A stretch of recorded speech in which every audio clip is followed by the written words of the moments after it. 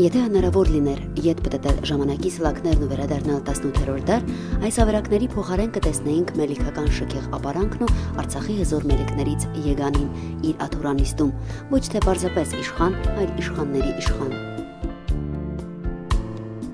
1776 թվականին Մելիք Եգանը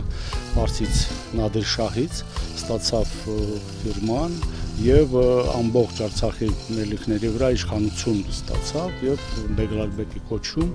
ինչի մասին վկայում է այս շինության ճակատի վրա մեծ ընդարձակ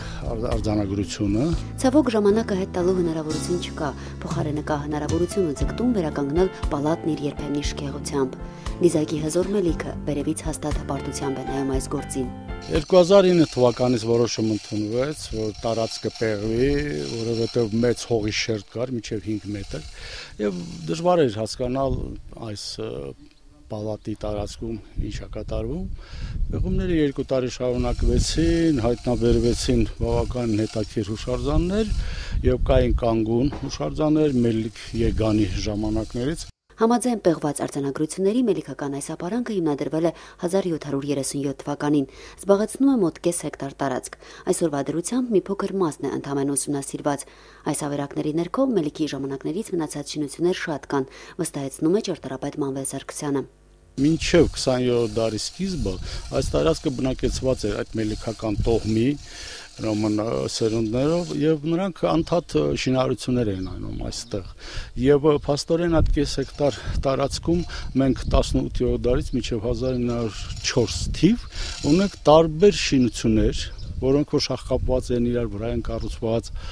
եւ մի թանգարան, ասենք ժողովրդական ճարտարապետության թանգարան է այստեղ։ Արդեն 3 տարի է Մանվել Սարգսյանը ապարանքի վերակենդանացման նախագծերն է կազմում, զուգահեռ նաեւ վերահսկում վերականգնողական աշխատանքները։ Համեմատաբար լավ է պահպանվել պալատի գլխավոր մուտքը, որն այսօրվա դրությամբ էլ տպավորիչ տեսք ունի։ Վերականգնման աշխատանքները սկսվել են Մելիք Եգանի ընդունարանից, որն արդեն ավարտական փուլում է։ Տախտակամածերը հանում են,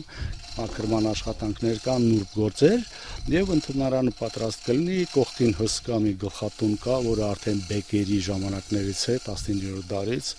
այս կողմում 3 հարկանի շենքը 1904 թվականի եւ այստեղում նույնը կա, սա արդեն սերունդներն էին, որոնք որ արդեն ճոխ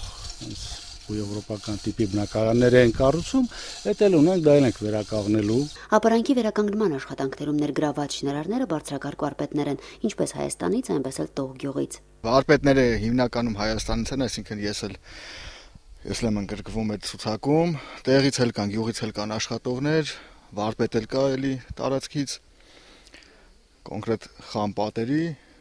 իր առանձնահատկությունը ունի էլի այս ոճը։ Մարատ Պետրոսյանը խոստովանում է, իր գործունեության ընթացքում նմանատիպ ճարտարապետական համալիրների շատ է հանդիպել, որքան էլ նման յուրաքանչյուրն առանձնահատուկ մոտեցում է պահանջում։ Կոնկրետ sense գործ առաջի անգամ ենք անում, շարունակում ենք երջանկահիշատակ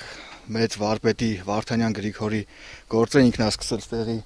վերականգնման աշխատանքները, մեծ մասը արել է, հիմա աշխատում ենք, փորձում ենք անել լավ որակով ու շարունակենք ավարտին հասցնենք։ Իր հետաքրքրությունը իհարկե ունի, աշխատանքը ու այն աշխատանքն է, որ պետք է անպայման արվի սիրով։ Ապարանքն ամբողջովին վերականգնվելու է, վստահեցնում է ճարտարապետ Մանվել Սարգսյանն ու հավելում, որ այն իր ոճական առանձնահատկություններով եզակի հզոր ու ճոխ շինությունների ամբողջականություն է։ Տողի մելիքական ապարանքի վերակենդանացումը սերունդների համար ուսուցողական մեծ դեր ու նշանակություն կունենա։ Արդեն իսկ հագին տուրիստներ են գալիս այստեղ, մարդիկ հետաքրքրվում են թե հուշարձաններով, թե հենց շինարարական աշխատանքներով։ Այս գյուղում չկա մի շինություն, որը արժեք չունի։ Մենք դեռ պլանավորում ենք, որ մինչև այս 17-րդ դարի եկեղեցին ամբողջ այս տարածքը մի անսամբլի վերածենք, դա տարիների գործ է, եւ հետո էլի կշարունակվի, այստեղ սերունդներն էլ կաշխատեն։